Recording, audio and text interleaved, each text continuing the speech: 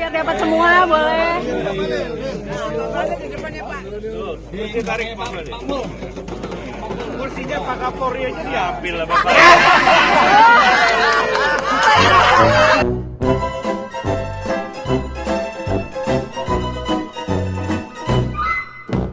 Halo, halo, apa kabar? Assalamualaikum warahmatullahi wabarakatuh. Senang sekali kita ketemu lagi di awal pekan ini bersama kami dalam program Off the Record, dan masih terus bersama kami, saya Rsubun Arif. Dan saya Agibeta, senang sekali menjumpai Anda hari ini di awal Yes. pekan. Dan penuh dengan harum, apa ya, dengan banyak sekali isu politik ya Mas Irsu. Sampai kita Ya. bingung kita mau ngomong apa duluan nih. Tapi saya kira yang paling menarik tentu saja ini persoalan kok mendadak Airlangga mundur begitu saja. Ini kok tiba-tiba sangat nyerah gitu, padahal kan orang seperti Pak Ical sebagai Ketua Dewan Pembina dan Pak Luhut yang menjadi Ketua Dewan Penasihat Golkar sampai pasang badan kan sebenarnya backup Airlangga Hartarto. Tapi kemudian Airlangga menyerah tanpa perlawanan begitu. Itu yang saya kira sekarang ini jadi bahan pertanyaan banyak orang, ada apa sesungguhnya? Orang tentu saja mengait-ngaitkan dengan kasus hukum. Tapi apa iya kasus hukum itu masih bisa dimanfaatkan oleh Jokowi di akhir-akhir masa jabatan? Apakah petanya tidak berubah? Itu kan jadi pertanyaannya. Dan seberapa parah sih kasus hukumnya sehingga kemudian dia kok langsung kibarkan bendera putih, langsung menaikkan pengunduran diri setelah sehari sebelumnya bertemu empat mata dengan Pak Jokowi, kan gitu ya, Mbak Agi. Nah ini saya kira kita akan bahas soal itu, kemudian juga soal pro kontra ini atau polemik antara, kalau polemik itu lewat pernyataan, tapi voice note polemik ya. Voice note Anies Baswedan dengan PKS ini juga sangat ramai, dan tentu saja IKN gitu ya bagi IKN, karena hari ini berlangsung rapat kabinet di sana perdana di IKN, dan Pak Prabowo, saya menyebutnya di konten saya, Pak Prabowo kelihatannya ditodong oleh staf di sekretariat negara untuk membuat pernyataan bagaimana sikap dia tentang IKN, mau melanjutkan atau tidak. Itu ya Mbak Agi ya. Mari kita bahas, Mbak Agi. Silakan Mbak Agi, mau pilih yang mana? Iya, tentu saja soal Golkar dulu ya, karena kita memang sudah mulai perbincangan ini pada Off the Record edisi hari Jumat pekan yang lalu. Dan banyak penonton dan menarik perhatian dari teman-teman Off the Record. Jadi memang itu persoalannya memuncak pada akhir pekan kemarin gitu, seperti yang kita beritakan pada saat itu, yaitu di mana Pak Airlangga Hartarto pada saat itu menemui Pak Luhut gitu ya, rupanya menemui Pak Luhut di kantornya, dan kemudian untuk memberitahukan, saya rasa karena memang posisi Pak Luhut ini kan sebagai Ketua Dewan Penasehat dari Golkar, jadi dia sebagai Ketua Umum barangkali itu sudah di puncak begitu ya, masalah, dan kemudian menemui Pak Luhut meminta nasihat, dan akhirnya Pak Luhut sebagai Ketua Dewan Penasehat membuat rekaman video yang akhirnya kita tayangkan itu. Tapi memang saya heran video ini tidak banyak beredar begitu ya, dan kemudian juga tidak banyak diberitakan karena memang video itu juga tidak diunggah di akun-akun yang terkenal, misalnya akun Pak Luhut sendiri begitu ya, itu diunggah di golkar.indonesia yang juga merupakan akun official dari Golkar begitu. Nah, tapi di situ yang sangat menarik yang kita bahas adalah bagaimana Pak Luhut mewanti-wanti kepada para kader Golkar agar jangan mau diatur-atur oleh orang luar. Ketika itu dia mengatakan demikian, dan kita bertanya-tanya, siapakah orang luar ini Mas Hersu begitu kan? Karena kalau yang ada di dalam, yang pada waktu yang kita tahu lah gitu, orang-orang yang memang sepertinya memiliki ambisi untuk menjadi Ketua Umum Golkar atau the next Ketua Umum nanti pada saat Munas bulan Desember ya, antara lain misalnya Bambang Susatyo, terus kemudian Agus Gumiwang, kan seperti itu nama-nama itu. Tapi mereka ini kan adalah pengurus juga gitu. Sementara yang ada di bukan pengurus siapa. Nah pada mau tidak mau maka muncullah nama Bahlil begitu. Ya, dan Bahlil nggak mungkin sendirian, dia berani ngadepin orang seperti Pak Abu Rizal dan Pak Luhut, karena Pak Abu Rizal sendiri sudah menyatakan oke, ini nanti Munasnya tetap Desember, jadi silahkan ini jadi lebih terbuka, siapa saja kader di internalnya mau mengajukan diri untuk mempersiapkan diri, kan Pak Ical udah menyatakan semacam itu gitu. Jadi ya tidak terlalu salah kalau kemudian orang mengkaitkan ini berkaitan dengan kalau Bahlil yang disebut, ya berarti itu dia proksinya Pak Jokowi kan gitu. Dan ini kan kemarin juga beredar foto-foto bagaimana ketika Bahlil sedang berbicara berdua dengan Pak Jokowi gitu ya, kelihatannya di candid gitu fotonya. Jadi kelihatan sekali bahwa memang Bahlil ini sekarang jadi orang kepercayaan Pak Jokowi sepenuhnya. Dan sebenarnya indikator itu mulai kita lihat ketika ribut-ribut soal pemberian konsesi tambang ke ormas keagamaan kan Pak Agi.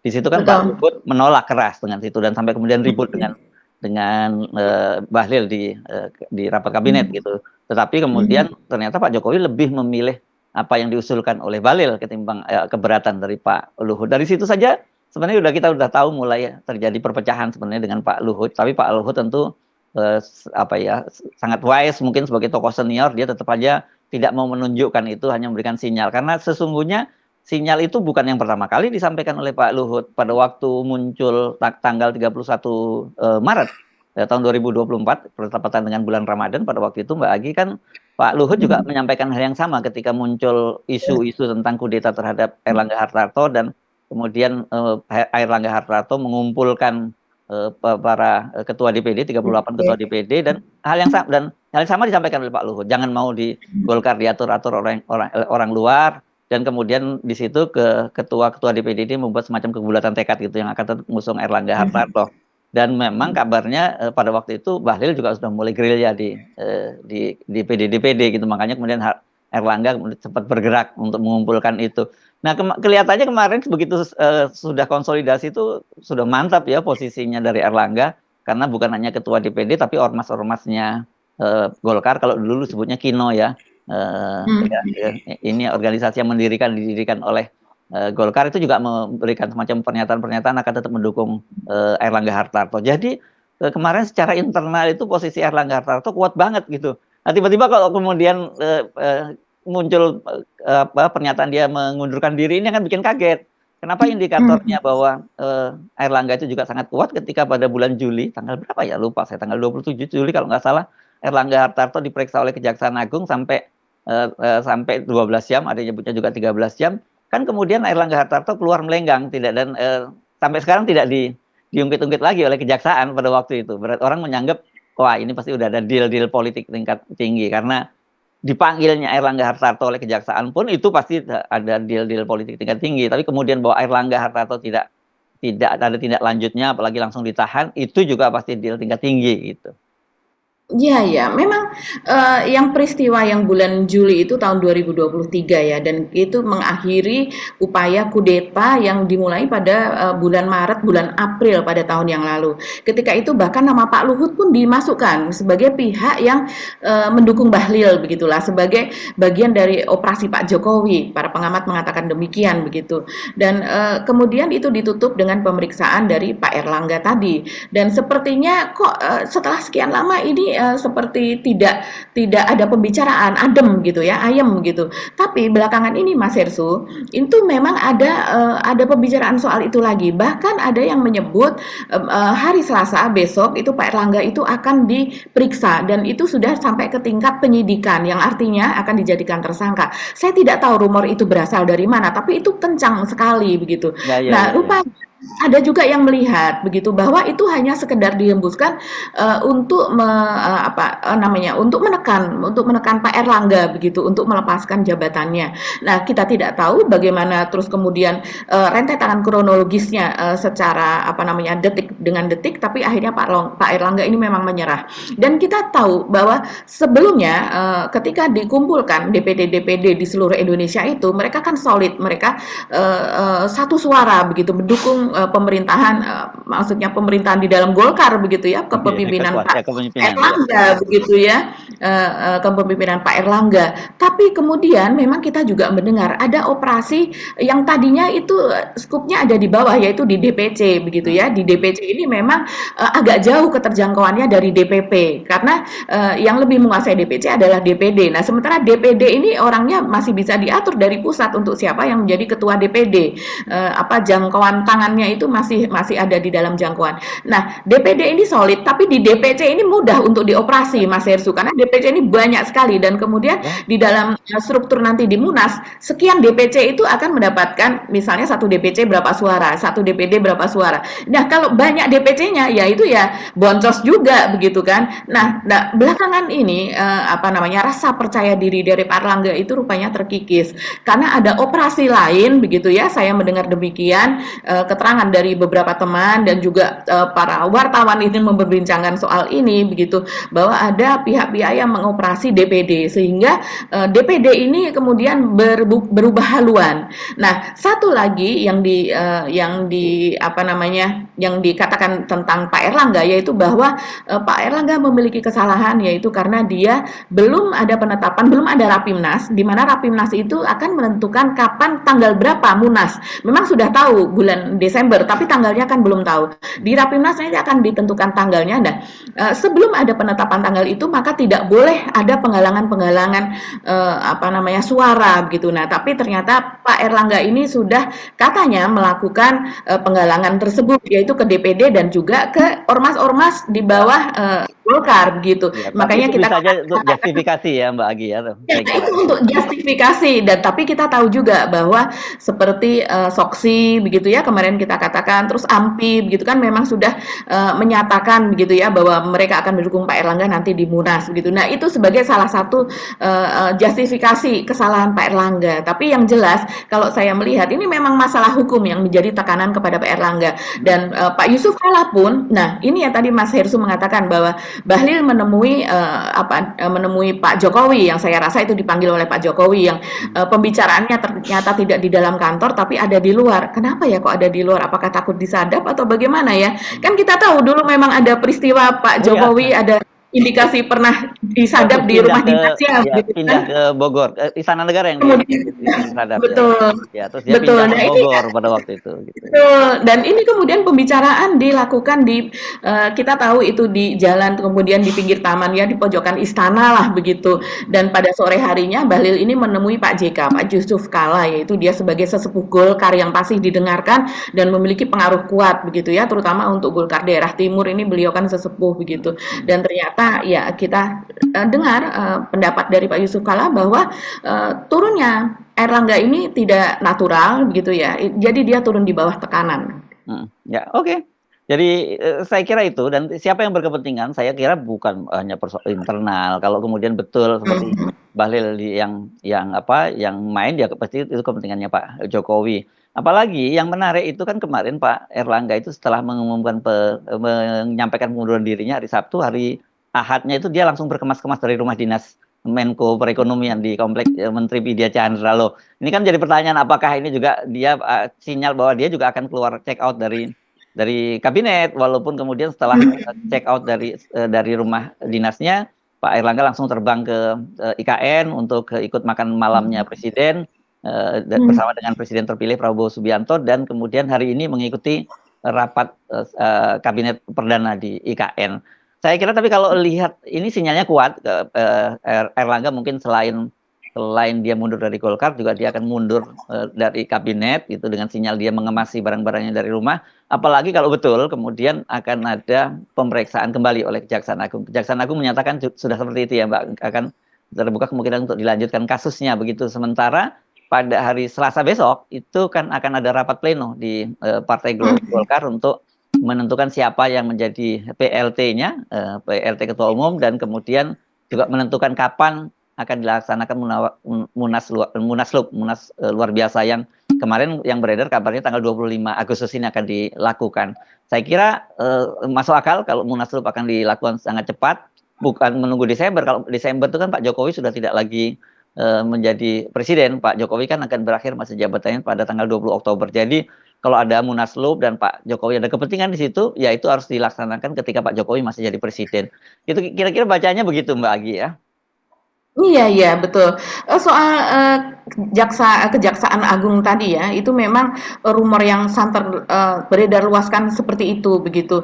Dan tapi hari ini ada bantahan dari Kejaksaan Agung bahwa tidak betul bahwa mereka akan segera memeriksa Erlangga Hartarto. Nah, justru yang menarik itu yang beredar di antara wartawan itu Mas Hersu, tekanan itu yang berupa ancaman begitu ya, bisa dikatakan demikian untuk memeriksa Pak Erlangga Hartarto itu kalau seandainya dia tidak segera mengundurkan diri begitu. Jadi kalau udah mundur udah aman lah gitu ya. Sudah aman. Nah, kita tidak tahu ya ini apakah taktik ataukah bagaimana, karena ini memang masih untuk dikonfirmasi, itu demikian sulitnya. Tapi memang pembicaraan soal itu cukup kuat sampai ada media juga yang yang menaikkan tentang berita itu begitu, walaupun ini masih sekedar isu kuat begitu. Nah, kita tidak tahu ya apakah Selasa besok begitu akan betul ada pemeriksaan. Saya rasa jadinya kok tidak, karena memang Pak Erlangga ini juga sudah menyerah begitu ya, walaupun dari Kejaksaan Agung kan tidak pernah menutup kasus tersebut gitu, itu akan tetap menjadi kasus terbuka ya. Dan menarik juga ini Mas Hersu, kita ingat pernyataan dari Pak JK beberapa waktu yang lalu, yaitu bahwa untuk menjadi seorang ketua umum Golkar, mereka yang berkontestasi dan kemudian supaya bisa naik menjadi ketua umum itu membutuhkan biaya sekitar 500 sampai 600 miliar. Ya, itu biaya yang sangat besar yang ya dengan betul ya. Tapi kita tahu siapa kira-kira yang orang bisa menggalang dana sedemikian banyak begitu ya dalam waktu singkat begitu untuk itu kan baru dana yang untuk di lapangan pada saat pelaksanaan. Nah, dana-dana sebelumnya itu yang dikeluarkan kan mungkin bisa jadi jauh lebih besar daripada 560 M tersebut. Ya, saya kira ya angkanya sampai triliun ya ini. Ya. Oke, nah, dan ini yang juga menarik itu kalau saya kembali lagi ke kalau benar kemudian Pak Erlangga itu juga mundur dari jabatannya sebagai Menko Marinvest, yang sangat menarik itu rumor yang muncul katanya kalau ini akan reshuffle dan yang menggantikan posisinya adalah Bahlil. Kok lagi-lagi nama Bahlil selalu muncul di situ. Kan Anda ingat ya, pekan lalu ya, atau 2 pekan lalu juga muncul juga kabar bahwa Menteri SDM Pak Arifin Tasrif itu kan juga akan direshuffle gitu, karena dia ini kan orang dekatnya Ibu Mega meskipun bukan kader PDIP, dan katanya itu yang akan menggantikan adalah Bahlil Lahadalia. Juga waktu itu seperti itu kan, dan tapi dibantah oleh Pak Pratikno, sementara Pak Arifin Tasrif dia tidak membantah dan tidak membenarkan, dia masih malah bercanda kalau mau diganti emangnya kenapa, karena dia kelihatan santai saja. Nah, kalau betul terjadi kemudian ternyata Bahlil yang menjadi Menko Perekonomian, dia naik kelas tinggi nih Mbak Agi ya. Iya ya, karena memang Bahlil ini tampak betul dia menjadi tangan kanan dan menjadi operator dari Pak Jokowi ini. Jadi kepercayaan Pak Jokowi yang sangat besar ya. Kita tahu selain menjadi Menteri Investasi, dia juga menjadi Satgas untuk untuk energi lah begitu ya. Padahal itu seharusnya SDM itu kan wilayahnya Pak Arifin Tasrif, dan sekarang dia menjadi ketua Satgas Percepatan Investasi untuk IKN. Baru saja begitu. Jadi memang ini kewenangannya sangat besar, dan makanya tidak heran kemudian Bahlil ini yang kemudian sekarang ini digadang-gadang begitu ya, diprediksi akan menggantikan Pak Erlangga Hartarto di dalam. Walaupun Bahlil mengatakan ya, walaupun orang mengatakan dia belum dia bukan anggota aktif dari Golkar, KTA, walaupun pernah memiliki KTA Golkar, karena dulu dia kalau tidak salah di AMPI ya, Angkatan Muda Pembaruan Indonesia, yang kemudian terpilih ketuanya ketika itu Dev Laksono, anak dari Agung Laksono begitu.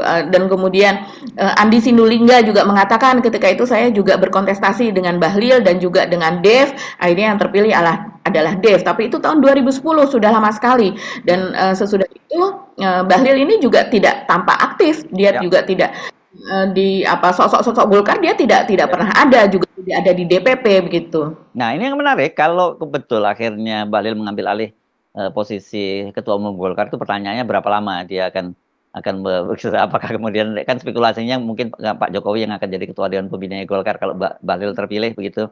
Saya nggak tahu mekanismenya bagaimana itu nanti.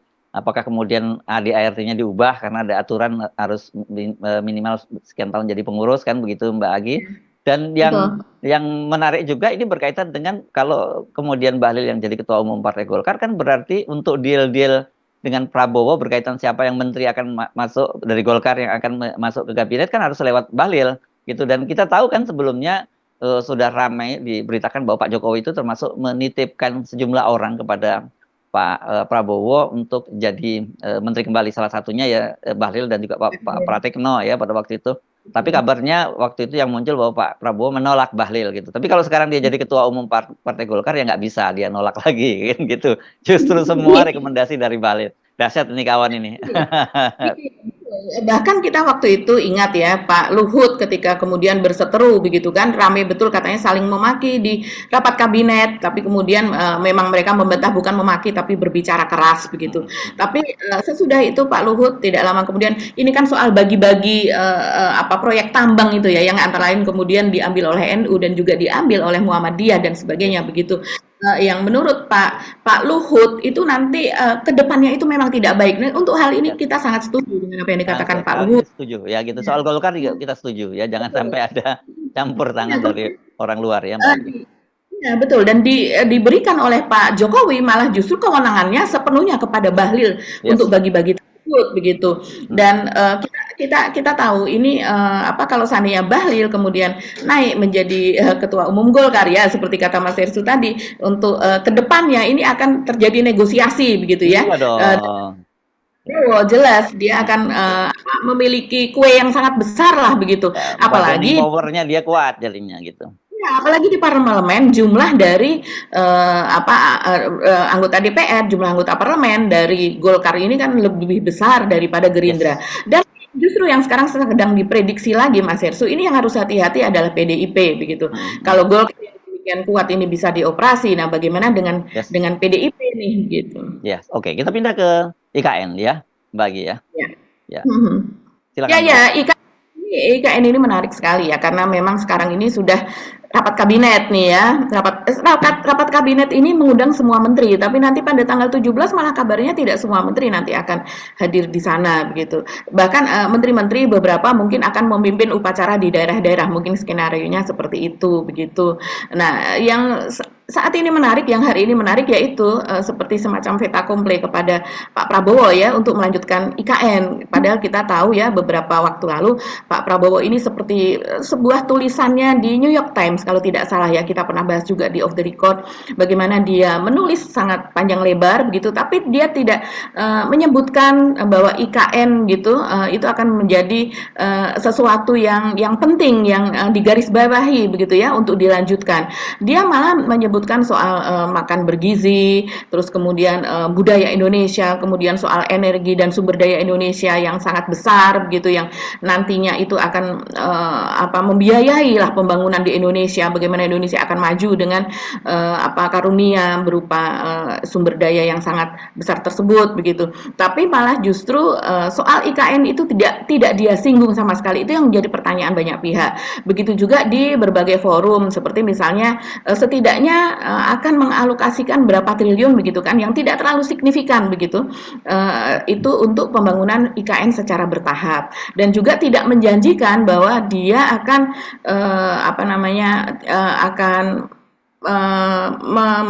mentargetkan IKN ini kapan begitu ya menjadi ibu kota, karena tanpa ada kepres dari Pak Prabowo nantinya sebagai presiden yang baru, tentunya kita masih tetap ya mengambang ibu kotanya, kita masih tetap di Jakarta. Tapi kalau kepres pun itu diundangkan, itu kan artinya lembaga-lembaga tinggi negara memang sudah harus ada di sana, DPR, MPR, kemudian nanti kalau ada DPR, ada lembaga-lembaga tinggi yang lainnya lah begitu. Ya saya kira kita semua merasakan ya suasana yang begini baik begitu. Saya juga dari tadi malam, jadi ya memang pembangunan ini berjalan dan harus terus, kalau bisa kita percepat ya kalau bisa. Tapi tentunya nanti pakar-pakar ya harus semua dikerahkan, semua kemampuan kita. Kalau saya optimis, saya lihat ya. Saya kira bagus sekali.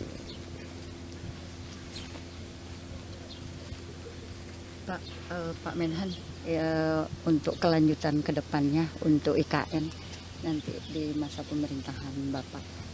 Pasti kita selesaikan. Dan ya walaupun memang rencana garis besarnya kalau tidak salah belasan tahun ya, atau kalau tidak salah pernah disebut berapa puluh tahun kan, sebagaimana ibu kota negara lain kan juga sangat panjang. Kita juga tidak boleh memaksakan, tapi kalau saya optimis ya, dalam 5 tahun saya kira sudah berfungsi dengan sangat baik. Kalau saya bukan ahli teknik ya, tapi saya lihat potensinya, saya yakin 5-6 tahun akan bagus, akan selesai. Jadi kedepannya IKN akan berlanjut terus ya Pak? Ya pastilah. Terima kasih Pak Presiden, Pak Menhan. Nah, ini tadi juga kalau saya sih melihat pidato dari atau jawaban dari Pak Prabowo juga agak mengambang sih sebetulnya Mas Hersu. Dia seperti ditebak begitu ya, sesuatu yang dia tidak siap sehingga dia bahkan mengatakan potensi menjadi ibu kota negara, kurang lebih ada kata-kata seperti itu begitu. Ini kan bukan potensi kalau menurut Pak Jokowi, ini memang sudah benar menjadi ibu kota negara begitu kan. Dan ya yang menarik juga hari ini adalah pernyataan dari Pak Jokowi, lagi-lagi ini mungkin nanti akan menjadi bahan candaan begitu kalau saya lihat, yaitu bahwa air quality atau indeks udara di IKN hari ini diukur yaitu sebesar 6, pada maksimal itu adalah 56 tuh artinya bersih begitu ya, bersih, jernih begitu, tanpa polusi, hampir seperti itu. Dan kemudian dibandingkan dengan bagaimana indeks atau air quality index gitu di Singapura yang setinggi 53 gitu ya. Tentu saja di Singapura seperti apa, kota kecil di mana penduduknya banyak, transportasi umumnya begitu ya, berjalan apa dan semuanya. Jadi sebenarnya tidak apple to apple dan sangat mubazir kalau seandainya membandingkan IKN. Kalau IKN mau tetap 6, jangan ada pembangunan. Saya jamin, begitu nanti jadi 7, 8, 9, 10, akhirnya tidak bisa umuk lagi, tidak bisa pamer lagi, menjadi tetap 6. Jangan ada pembangunan di sana, maka akan tetap 6 gitu. Iya, ini saya kira kalau IKN ini kagak ada habisnya gitu ya. Oke, selain IKN kita sudah ya, karena rapat kabinetnya ya seperti itulah, kita tahu itu kan bagian dari show dari Pak Jokowi aja. Yang paling penting saya sepakat dengan Anda adalah ya. Mas Hersu, saya rasa IKN ini yang menarik adalah undangan kepada para mantan kepala negara. Kalau Pak SBY sudah menyatakan positif. Untuk 17 tanggal 17. Ya, tanggal 17 nanti. Dia sudah pasti tidak akan hadir. Tapi ini yang bikin deg-degan, Bu Mega ini sepertinya dia mempermainkan juga, bikin show juga bahwa undangan sudah diterima dan masih mempertimbangkan apakah akan hadir atau tidak. Nah, kita bisa membayangkan kalau Ibu Mega hadir, maka the show is stolen begitu ya. Akan dicuri oleh Ibu Mega. Ibu Mega begitu. Pasti pandangan orang tidak terlalu kepada Pak Jokowi tapi kepada Ibu Mega. Nah, apalagi kalau kemudian Ibu Mega memberikan pernyataan yang Mas Hersu. Kita bisa bayangkan seperti itu. Oke, Mbak Agi, tadi kita janji apa lagi ya selain IKN? Saya kira kita itu ya pernyataan dari Khairuddin mungkin ya jawabannya. Oh, itu ya, itu berbalas pantun sajalah karena kemarin kan Baswedan membuat voice note yang ditujukan pada Khairuddin dan itu viral karena Anies membantah pernyataan dari jubir PKS bahwa ada kesepakatan deadline tanggal 4 April selama 40 hari dan karena Anies tidak bisa memenuhi target untuk mencarikan partner koalisi, ya jangan disalahin PKS kalau kemudian meninggalkan dia. Kira-kira kan itu, dan Khairuddin kemudian mencoba membantah itu, tapi saya kira bantahan Khairuddin juga tidak langsung menjawab persoalan apakah betul ada batas waktu 40 hari dan apakah betul ada deadline tanggal 4 Agustus. Karena kalau kita lihat prosesnya kan DPW ya, kalau DPW PKS Jakarta ini kan yang sebenarnya ngotot untuk mencalonkan Anies, karena sebelumnya kan kalau kita nurutin omongannya Saihu, PKS itu sejak awal memang tidak menginginkan untuk mencalonkan Anies kan begitu ya. Pada waktu jelas dan itu sampaikan di depan Anies dan Caimin. Tapi kan kemudian tiba-tiba PKS Jakarta mengumumkan itu, dan setelah PKS menyatakan itu, PKS Jakarta, DPW pun kembali mengumumkan lewat juru bicaranya Mabruri bahwa calonnya itu adalah Sohibul Iman, dan ketika ribut-ribut baru kemudian nama Anies itu dimunculkan berpasangan dengan Sohibul Iman, dan ini juga dianggap mengunci peluang Anies untuk mendapatkan partner koalisi. Saya kira sebenarnya kayak gini nggak perlu diperdebatkan lagi, jelas kok secara kronologisnya memang PKS tidak menginginkan untuk mengusung kembali Anies di Pilkada Jakarta, gitu kan Pak Agi ya? Iya, memang sejak awal begitu intensinya itu sudah ingin segera bergabung dengan Pak Prabowo begitu kan. Oh gitu ya. Saat harlah PKB itu kan juga kapan nih? Iya. Oke, waktu itu saya jawab, saya sebutnya sebagai guyon-guyon parikeno gitu ya Mbak Agi ya, bercanda-bercanda tapi serius gitu ya. Yang minta diajak oleh Dasko itu ya Mbak Agi ya? Iya betul, kapan masa PKB aja yang diajak, kapan PKS PKB juga dan Nasdem, diajak. PKB dan Nasdem Iya, yang diajak iya, ya. PKB dan Nasdem yang diajak kok dia ditinggal, dan kemudian Caimin juga mengatakan tenang saja, PKS tidak akan ditinggal sendirian begitu kan. Nah, tapi ini boykot sepertinya sudah merebak di mana-mana termasuk kepada para calon-calon yang diusung PKS di Pilkada ya Mas Hersul. Ya, dan itu saya kira bukan sekedar fenomena di media sosial, tapi itu berdasarkan hasil riset yang dilakukan oleh algoritma, dan menariknya itu ditayangkan juga di channelnya Mardhani Alisera, itu petinggi di PKS, anggota DPR RI, itu memang mengkonfirmasi bahwa satu, pendukung PKS itu adalah diehardnya Anies, yang kedua bahwa pendukungnya PKS itu adalah mereka yang anti politik dinasti. Jadi kalau dua-duanya kalau Anies ditinggalkan dan kemudian mengusung politik dinasti seperti yang terjadi di Medan, ya saya kira ini PKS harus kerja keras ya. Saya nggak menyebutnya wassalam gitu, karena banyak orang ini PKS itu bisa nasibnya bisa seperti P3. Saya mungkin nganggap nggak se ekstrim itu, karena kan beda antara PKS dengan P3. Kalau di PKS ini kan kaderisasinya cukup kuat gitu ya. Tetapi tentu saja kaderisasinya pun juga nggak akan sebesar seperti sekarang. Kira-kira itu, jadi mungkin terancam akan jadi partai gurem lah PKS kalau sekarang dia memutuskan bergabung dengan pemerintahan Prabowo, apalagi di situ ada Gibran gitu, Mbak. Iya. Apalagi saya rasa ini fraksi di dalam PKS ini sepertinya masih terus bergesek dengan sangat. Ya, terjadi ada faksi-faksi antara yang mendukung dan tidak. Ya, seperti Pak Mulyanto dari Komisi 6, dia menyatakan bahwa tetap saja PKS ini tidak berubah, kami tetap menentang politik dinasti. Ya bagaimana bisa kalau bergabung dengan Pak Prabowo ya dan ngusung Bobi. Memang ujian berat bagi PKS sendiri di dalam gitu. Mereka jadi siap-siap untuk boikot di pilkada ya Mbak Agi ya. Nasibnya ini apa saja calon kepala daerah PKS yang berlaga pada pilkada kali ini, mereka harus berjuang keras. Seperti misalnya di Sumatera Barat sudah mulai muncul itu gerakan untuk memboikot calon wali kota yang diusung oleh PKS. Bahkan sebenarnya juga gubernur kan PKS juga sekarang berpasangan dengan Gerindra kan di Sumatera Barat. Mari kita lihat seberapa efektif ini gerakan boikot terhadap PKS itu. Tetapi kita masih yakinkan bahwa itu akan berpengaruh sangat besar terhadap PKS. Itu ya Mbak Agi ya. Oke. Ya, dari Jakarta dan jadi ke seluruh Indonesia ini ya. Masalah ini. Oke. Sampai ketemu lagi Mbak Agi. Insya Allah besok kami mohon pamit. Saya Hersu Benarif. Dan saya Agi Beta, terima kasih atas perhatian Anda. Tetap salam 0%. Wassalamualaikum warahmatullahi wabarakatuh.